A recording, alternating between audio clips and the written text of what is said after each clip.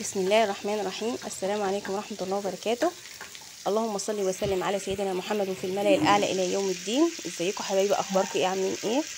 تعالوا يلا نعمل طبق ملوخية من الملوخية الخضراء اللي احنا لسه مخزنينها في الفيديو اللي قبله وشايلينها مفرزرينها في الفريزر. تعالوا نعمل طبق كده ووريكم على طريقتي انا بعملها ازاي.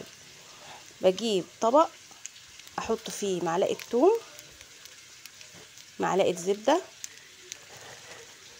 واشوح التوم كويس، وقرب التوم كده ما يجي يتشوح هياخد لون ذهبي، اقوم حاطه عليه الكزبره قبل ما اللون الذهبي ده تاخده، يعني اقوم يصفر بس كده، اقوم حاطه عليه معلقه الكزبره. وبعد ما احط معلقه الكزبره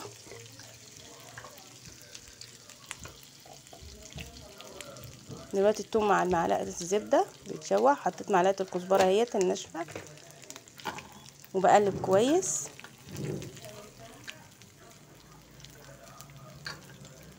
معلش بقى بصور لنفسي والاضاءه عامله كده، النور كل شويه بيقطع. بشوح كويس الكزبره مع الثوم، وما اخليهمش تغيب على النار علشان ما تاخدش مراره وتعمل مراره في الملوخيه.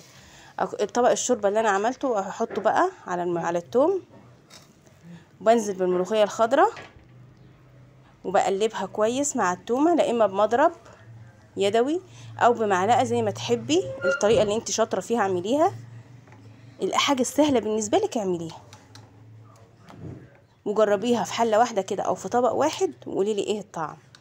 ومش هقعد اعوز مواعين كتيره، ولا اقعد اغسل اطباق كتيره، ولا حلل كتير، ولا طاسه، ولا اشهق وانا بعملها، ولا الكلام ده.